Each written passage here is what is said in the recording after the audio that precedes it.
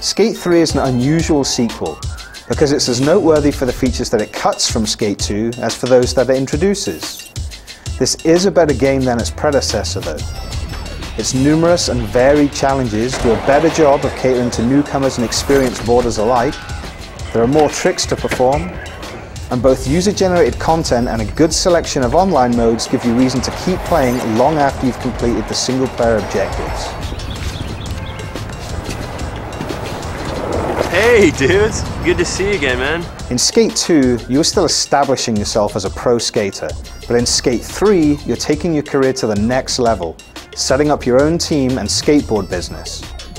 This doesn't have much of an impact on the gameplay, except that your career score is now measured in board sales. Every challenge that you complete, whether online or offline, sells more boards, which in turn counts towards unlocking new stuff, including additional teammates. Skate 3's challenges come in lots of different flavors, including races, street and vert competitions, film and photo shoots, games of one-up, and of course, the bone-breaking Hall of Meat stunts. The frustrating SKATE challenges in which you have to exactly copy your opponent's tricks are no longer included in single player, but you can still play that mode online.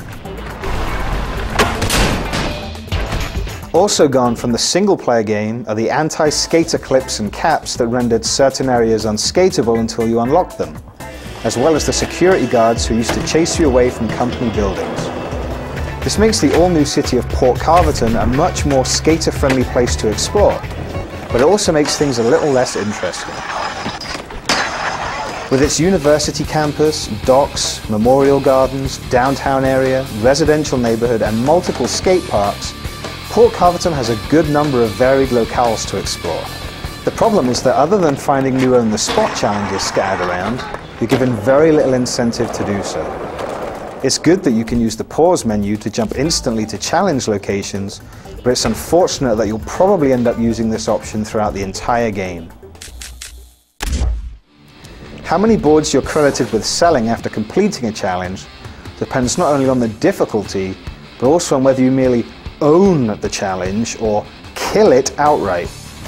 These two different levels of completion are a great addition to Skate 3, because unlike previous games, in which some challenges were tough enough to halt your progress, here you only need to own them to move forward, which is rarely difficult. In order to kill a challenge, which you can attempt at any time after owning it, you need to rack up significantly better scores, and often perform specific types of tricks while doing so.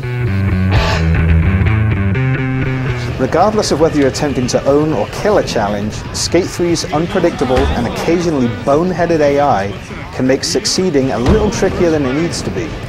For example, pros that you're supposed to follow will occasionally fall off their boards and then push themselves into walls for several seconds while you wait for them to get going again. And in team races and trick events, it's not unusual for teammates to drag you down with subpar performances that cause your team to lose even though you put in a great performance personally. Pedestrians are less of a problem, and it's helpful that they flee in fear anytime you perform a simple gesture using the D-pad. They don't always flee in a direction that clears a path for you though, and they even wander around in areas where big, organized skate competitions are taking place. That was good. You still have to contend with pedestrians when you play online, but replace the AI skaters with other players, and the already fun challenges and contests from the single-player game are immediately made more fun. There are also additional modes available online, such as the excellent Domination, in which you skate simultaneously with opponent and must beat each other's scores on individual objects. You can even establish or enter into an online team now, which functions in much the same way as a clan would in other online games. User-generated content is a big part of Skate 3, and when other players check out the photos, movies, and parks that you upload, you earn additional board sales.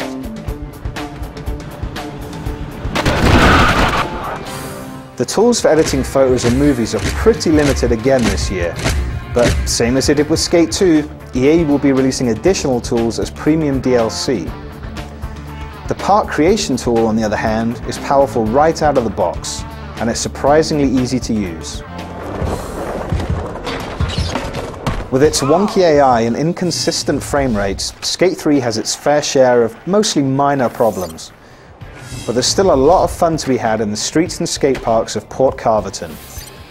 Skate 3 isn't likely to win you over if its predecessors failed to, but it's a good game, regardless of whether or not you played Skate 1 or 2.